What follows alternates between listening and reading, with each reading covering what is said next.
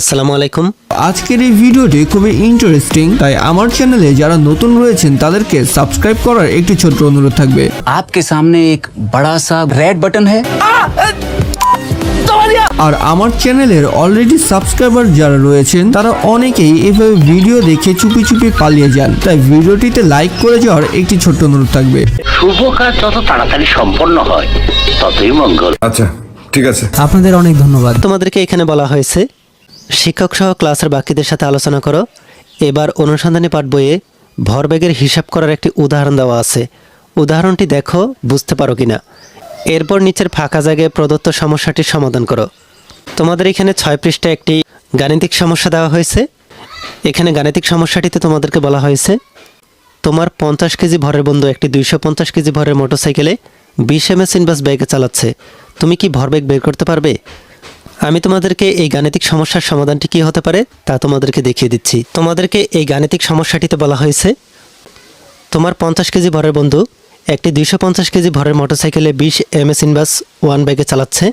তুমি কি ভরবেগ বের করতে পারবে? তাহলে তোমরা এখানে দেখতে পাচ্ছ তোমার বন্ধুর ভর হচ্ছে 50 কেজি আর মোটরসাইকেলের ভর হচ্ছে 250 কেজি, আর এই মোটরসাইকেলটিকে 20 ms ইনভার্স বেগে চালানো হচ্ছে। তোমাদেরকে প্রশ্ন করা হয়েছে তুমি কি ভরবেগ বের করতে পারবে? আমি এখানে এই সমাধানটিতে বন্ধু আর মোটরসাইকেলের ভরকে যোগ করে নিয়েছি। তাহলে মোট ভর হচ্ছে 50 কেজি যোগ 250 কেজি, মোট হচ্ছে 300 কেজি। আর এখানে মোটরসাইকেলের ব্যাগ হচ্ছে 20 ms ইনভার্স 1, তাই এখানে ব্যাগ লেখা হয়েছে 20 ms ইনভার্স 1। আর আমাদেরকে প্রশ্ন অনুযায়ী ভরবেগ বের করতে হবে। ভরবেগকে পি দ্বারা প্রকাশ করা হয়। ভরবেগ বের করতে হলে ভরকে বেগ দ্বারা গুণ করতে হয়। ভর হচ্ছে এম আর বেগ হচ্ছে বি। এখানে এম এর মান হচ্ছে 300 আর ভি এর মান হচ্ছে 20। এই 300কে যদি আমরা 20 দিয়ে গুণ করি তাহলে আমরা এর সমাধান পাবো 6000। আর ভরবেগের একক হচ্ছে কেজি ms ইনভার্স 1। তোমরা এখানে এই প্রশ্নটিকে ভালোভাবে দেখে নাও। পরবর্তী আরেকটি যে গাণিতিক সমস্যা আছে ওই গাণিতিক সমস্যাটিতে তোমাদের এই প্রশ্নটির প্রয়োজন হবে। এরপর এখানে নিচে তোমাদেরকে বলা হয়েছে এবার আরেকটি বিষয় ভেবে দেখা যাক।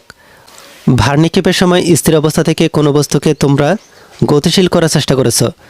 নির্দিষ্ট সময়ের মধ্যে বস্তুটিকে তোমরা যত জোরে ছুটতে পেরেছ, অর্থাৎ যত বেশি গতিশীল করতে পেরেছ, নিশ্চয়ই ভার মানে বস্তুটি তত বেশি দূরে গিয়ে পড়েছে। তার মানে এখানে স্থির অবস্থা থেকে নির্দিষ্ট সময় তার গতি কতখানি বেড়েছে সেটাও একটি বিবেচ্য বিষয়। এই যে বেগের পরিবর্তনের হার তা কতটা হবে এটি বস্তুর ভরবেগের সাথে সম্পর্কিত। এটা নিশ্চয়ই তোমরা ভার নিক্ষেপের সময় টের পেয়েছ। এই যে বস্তুটির ভরবেগ, সময়ের সাথে তার পরিবর্তনের হার এবং তোমার প্রযুক্ত বল অর্থাৎ তুমি কত জোরে বস্তুটিকে ছুড়ে দিয়েছ, এই বিষয়গুলোর সম্পর্ক নিয়ে নিউটন তার দ্বিতীয় গতিসূত্রটি দিয়েছেন। অনুসন্ধানী পাঠ বইটি থেকে নিউটনের দ্বিতীয় সূত্র এবং তার ব্যাখ্যা তোমার বন্ধুদের সাথে জোড়ায় জোড়ায় পড়ো এবং আলোচনা করো। প্রয়োজনে শিক্ষকের সহায়তা নাও। এবার বিভিন্ন দল থেকে লটারির মাধ্যমে একজন করে শিক্ষার্থী অন্য দলের কাছে গিয়ে উদাহরণসহ সূত্রটি ব্যাখ্যা করার চেষ্টা করো। অন্য দলের সদস্যদের কাজ হবে প্রশ্নোত্তরের মাধ্যমে বিষয়টি বুঝে নেওয়ার চেষ্টা করা। কোনো বিষয়ে দ্বিমত হলে বা বিভ্রান্তি সৃষ্টি হলে শিক্ষককে জিজ্ঞেস করে ধারণা পরিষ্কার করে নাও। আচ্ছা ঠিক আছে।